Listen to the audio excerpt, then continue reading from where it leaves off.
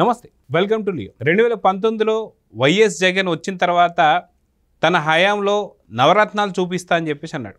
మొత్తానికి ఎవరా నవరత్నాలంటే ఇప్పుడు ఏపీ ప్రజలకు అర్థమవుతుంది. అయితే మొన్న మధ్య చూసుకుంటే వల్లభనేని వంశీ, నిన్న పోసాని కృష్ణవల్లి, ఈరోజు గోరంట్ల మాధవ్, అదేవిధంగా చాలామంది ఆనిముత్యాలు అయితే ఇప్పటికే బయటపడ్డాయి. అయితే గోరంట్ల మాధవ్ అరెస్ట్ని ఎలా చూడాలి?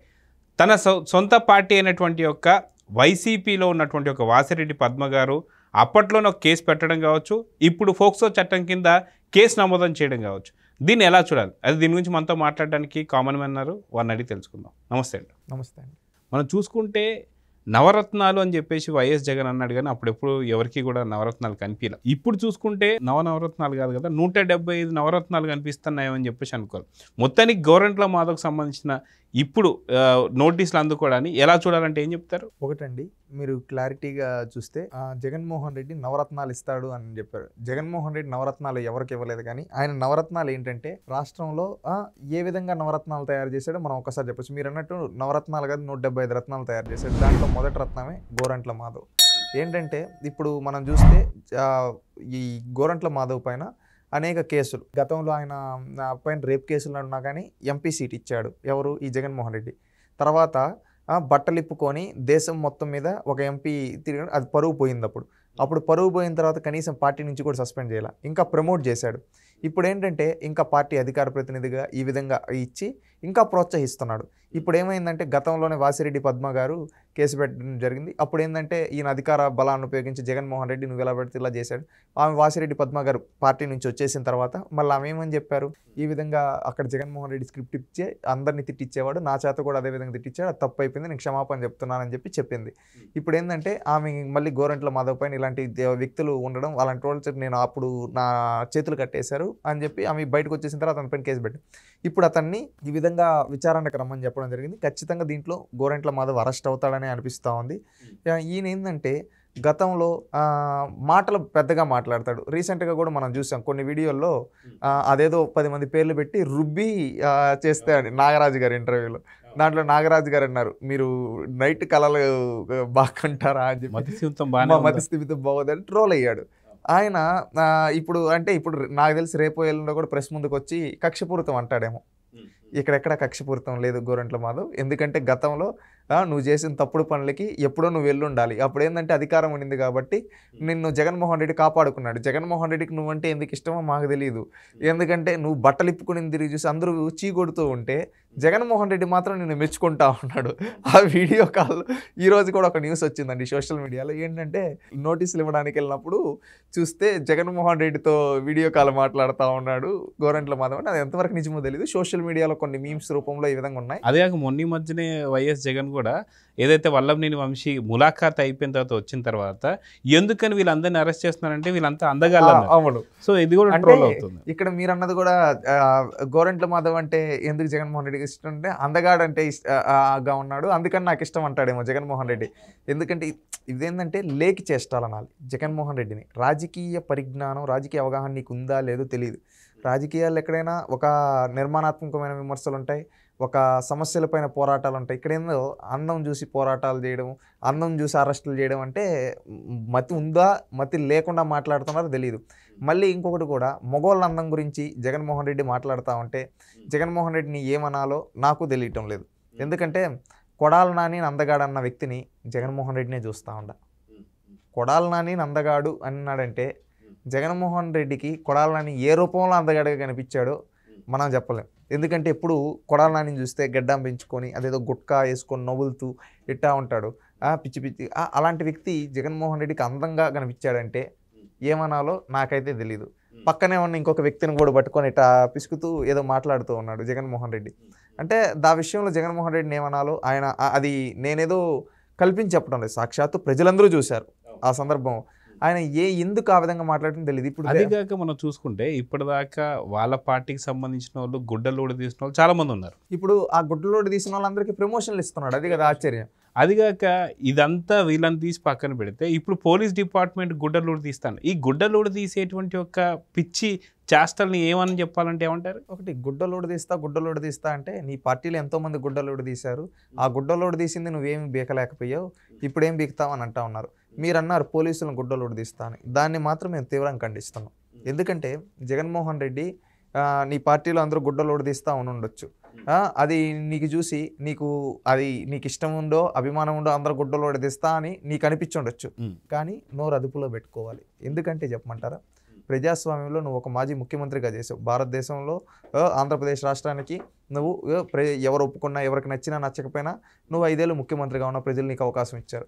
నువ్వు అలాంటి స్థితిలో ఉన్న నువ్వు ఈరోజు బట్టలు ఊడదీస్తా అన్నావు. ఏంటి బట్టలు ఊడదీస్తావా? అదే పోలీసు వాళ్ళు తలుచుకుంటే, అదే సివిల్ సర్వెంట్స్ తలుచుకుంటే నిన్ను బట్టలోడదీసి పులివెందల పూలంగలకు అడుగుగిస్తారు. జగన్మోహన్ రెడ్డి గుర్తుపెట్టుకో, నువ్వు చేసిన తప్పిదాలకి నువ్వు కోర్టు దొంగవి, కోర్టుకు రమ్మంటే రాని దొంగవి నువ్వు. ఏం కోడికత్తి కేసులు నన్ను పొడి చేశారు చంపేశారని నాటకాలు ఆడాడు. ఈ రోజు వరకు సాక్ష్యం చెప్పడానికి కోర్టుకు వెళ్ళాడా? వెళ్ళలేదు. ఈ కోర్టు దొంగ. జైలు నుంచి తప్పించుకుని బెయిల్ మీద ఉన్నాడు. ఈ జైలు దొంగ జగన్మోహన్ రెడ్డి. 12 ఏళ్ళగా 2011 నుంచి ఇప్పటి వరకు దాదాపుగా 12-13 ఏళ్ళగా కోర్టుల నుంచి తప్పించుకుంటూ జైలు నుంచి తప్పించుకుంటూ దొంగలా తిరిగే దొంగవి నువ్వు. రాజకీయం అని ముసుకేసుకొని నీ కేసుల నుంచి తప్పించుకుంటూ ఈరోజు ఉన్నావు. అందుకే బాబు గారు ఎప్పుడు అంటూ ఉంటారు, ఇలాంటి రాజకీయ సంఘ విద్రోహ శక్తుల్ని అధపాతాళం లేక తొక్కాలి, రాజకీయ సమాజ్ చేస్తేనే ప్రజాస్వామ్యం బతుకుతుందని. ఎందుకంటే ఇతను చూడండి ఈరోజు బట్టలు ఉడదీస్తా అంటున్నాడు. వీళ్ళకి కనీసం సిగ్గు మనం ఇంకా రాలేదని అనిపిస్తూ ఉంది. ఎందుకంటే గతంలో ప్రజలు వీళ్ళు చేసిన రౌడీజం గుండాయిజం చూసే ఓడగొట్టారు. కానీ ఇంకా ఇతను ఏమాత్రం అహంకారం తగ్గించుకోకుండా ఇలా మాట్లాడుతున్నాడంటే జీవితంలో ఇలాంటి వాళ్ళకి అధికారం ఇవ్వకూడదు, రాజ్యాధికారం ఇవ్వకూడదు. అది గుర్తుపెట్టుకోవాలండి.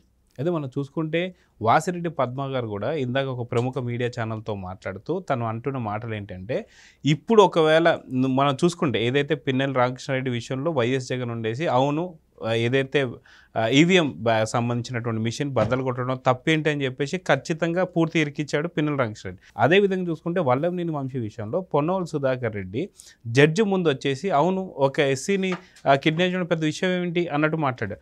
సో ఇక్కడ మళ్ళీ పొన్నవోలు సుధాకర్ రెడ్డి తీసుకోవడం కానీ లేదా జగన్ మాట్లాడినా సరే అవును బట్టలు ఇప్పి చూపిస్తే తప్పేంటి అంటే ఏమంటారు? ఇంకేమంటామండి, ఇంకేమంటాం.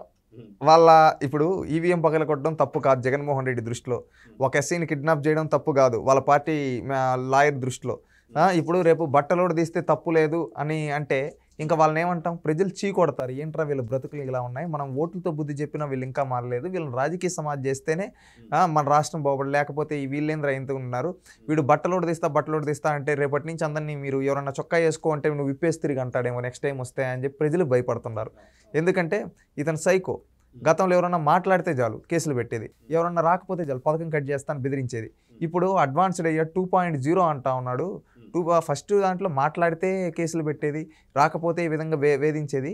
ఇప్పుడు 2.0లో బట్టలు తీస్తా అంటున్నాడు. మనందరం రేపు బట్టలు లేకుండా తిరగమంటాడేమో వాళ్ళ పార్టీ వాళ్ళ, కానీ ప్రజలు భయపడతా ఉన్నారు ఈ జగన్ మాటలను చూసి, వాళ్ళ పార్టీ నాయకుల తీరును చూసి. అయితే ఇప్పుడు గొర్రెంట్ల మాతకు సంబంధించి ముఖ్యంగా కేసు ఎందుకు నమోదైంది అంటే, ఏదైతే 32 హత్యలు జరిగాయి, 36 హత్యలు జరిగాయి ఢిల్లీ స్థాయిలో వెళ్ళి తను మాట్లాడిన మాటలు ఏదైతే ఉన్నాయో జగన్ సంబంధించి దాని మీద ఆ లిస్ట్ మొత్తం ఇచ్చారు. అంటే ఎక్కడైతే రేప్ జరిగింది అని చెప్పేసి అన్న ప్రాంతంలో అమ్మాయిల పేర్లతో సహా అక్కడ ఎవరిని చేశారని చెప్పి పేరు, వాస్తవం చెప్పాలంటే సుప్రీంకోర్టు ఆదేశాల మేరకు ఇలాంటి పేర్లు కానీ వాళ్ళకి సంబంధించిన ఎటువంటి వివరాలు కూడా బహిర్గతం చేయకూడదు. కానీ సాక్షి మీడియా సాక్షిగా ఇక్కడ ఏదైతే మనం చెప్పుకుంటున్నటువంటి ఈ యొక్క అధికారి ఎవరైతే ఉన్నారో ఇతను డైరెక్ట్గా చెప్పడాన్ని ఎలా చూస్తారు?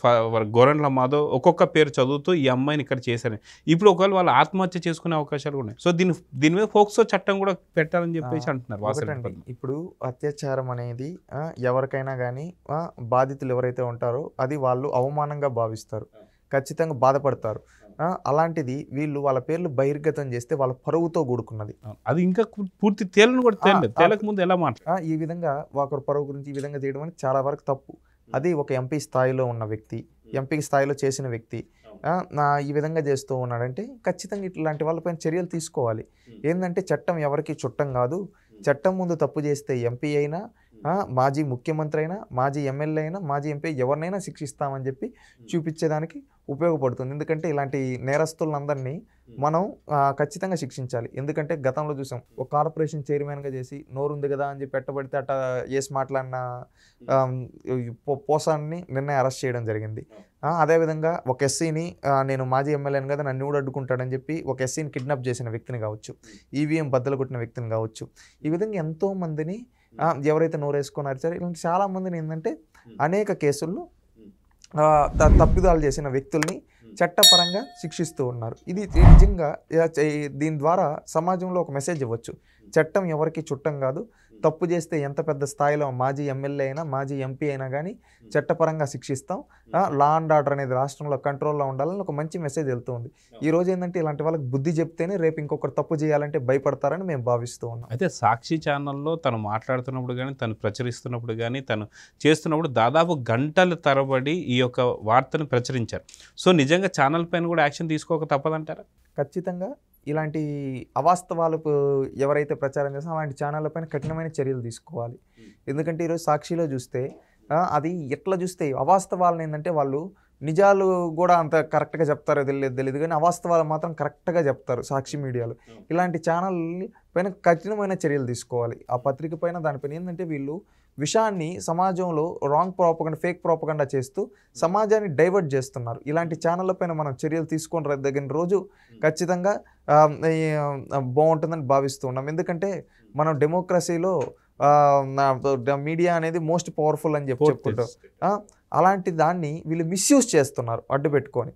కొంతమంది రాజకీయ నాయకులు ఈరోజు సంఘ విద్రోహ శక్తులుగా ఇలాగ ఇప్పుడు జగన్మోహన్ రెడ్డి పార్టీలో ఎంతోమంది సంఘ విద్రోహ శక్తులుగా మనం చూసాం. ఈరోజు మీడియాని ఏ విధంగా మిస్యూజ్ చేస్తాం. ఇలాంటివన్నీ పైన మనం కఠినంగా ఉన్న రోజు ప్రజలు చైతన్యవంతులు వీళ్ళకి బుద్ధి చెప్పిన రోజు ఖచ్చితంగా వ్యవస్థ అనేది బాగుంటుందని నేను భావిస్తున్నాను. సో చూద్దామండి ఖచ్చితంగా ఎలాంటి యాక్షన్ తీసుకోబోతున్నారు సాక్షి ఛానల్ పైన కావచ్చు, గోరంట్ల మాధవ్ మీద కావచ్చు, మిగతా వారి మీద ఎలాంటి యాక్షన్ తీసుకుంటే చూద్దాం. నమస్తే. Thank you. Please subscribe to Leo News for more videos.